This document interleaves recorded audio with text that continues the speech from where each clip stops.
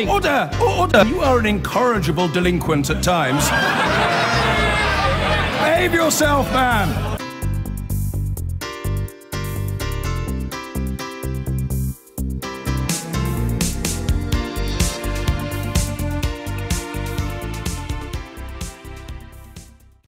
Now, Jeremy Corbyn has survived his second question time joust with the Prime Minister. But a far bigger test of his Labour leadership is coming up this evening when MPs vote on the Chancellor's so-called Charter for Budget Responsibility. The Shadow Chancellor, John McDonnell, initially committed Labour to support that charter, but he now says the party will vote against it in the Commons tonight. But will MPs follow him through the lobby? Our political correspondent, Michael Crick, is in the House of Commons. So, Michael, have you got your calculator up? Do they have the numbers?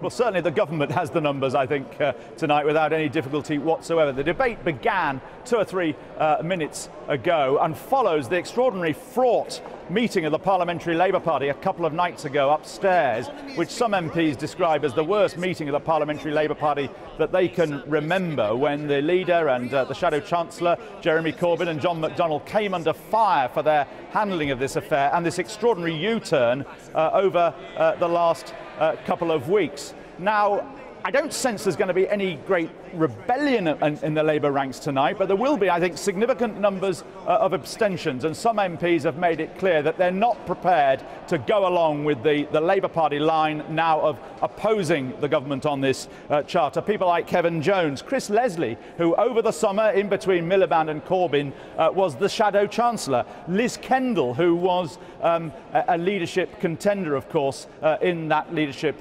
election. And indeed, there may be 1 or 2 Labour MPs who actually vote with the government. Some Labour MPs have actually been pointing out that the last time there was a vote on this Charter for Budget Responsibility, a previous version of the Charter in January, Labour's position was to vote with the government, but some Labour MPs disobeyed the whips on that occasion, and indeed John McDonnell and Jeremy Corbyn abstained. And 1 or 2 MPs are saying, well, look, if Corbyn and McDonnell could abstain in January, why can't we abstain now?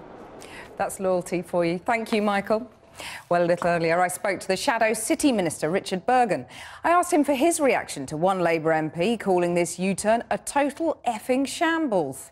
Well, bad language is never welcome, but rather than people asking why John McDonnell has changed his mind, perhaps people should be asking why George Osborne hasn't changed his mind. He's carrying on with the same political austerity choice that he said would eliminate the deficit at the end of the last Parliament. Now he's aiming to eliminate the deficit by the end of this Parliament. So I think the real question is, why won't George Osborne change his mind? OK, well, I'll ask George Osborne that next time I interview him. But let me put another of your MP's comments on this U-turn. Mike Gape says there's now no collective shadow cabinet responsibility in our party, no clarity on economic policy and no credible leadership. He's right, isn't he? No, I'm afraid he's mistaken on this. Tonight, the vast majority, I'm sure, of Labour MPs will vote against George Osborne's austerity charter. The moderate majority of Labour MPs will vote against it. So there is unity in the Parliamentary Labour Party. So I think Mike's mistaken on that. But there's no clarity, is there? Because John McDonnell 2 weeks ago puts up a policy that he now doesn't believe in.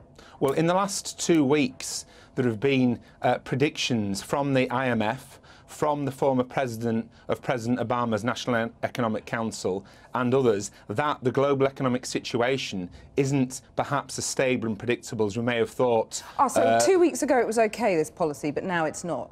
Well, if people don't change their view when further evidence comes before them, then they've got some tough questions to answer. Labour is an anti-austerity party. This is a political stunt by George Osborne.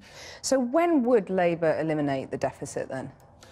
Labour will eliminate the deficit, yes. Labour's not deficit deniers. The truth is that the Conservative government are poverty deniers. Labour will eliminate the deficit, but our aim is eliminating it through growth and eliminating it through ending corporate welfare. You say you're not a deficit denier, so what is the deficit going to be this year? Well, I'm not an economic... I'm not somebody that's going to put a figure in a crystal ball on exactly what the deficit's going to be at the end of the year. Well, you don't need a crystal ball. It's in the government's figures. It's in the government's financial forecast. I think it'll be higher than the government says it's going to be. As I say, this is a government that has promised to eliminate the deficit by the end of this Parliament, but it promised to do the same by the end of the last Parliament as well, and didn't do so. I wonder, given that you struggled to recall the deficit figure, whether as Shadow City Minister you have a lot of meetings in the city. When was the last time that you met someone in the Square Mile?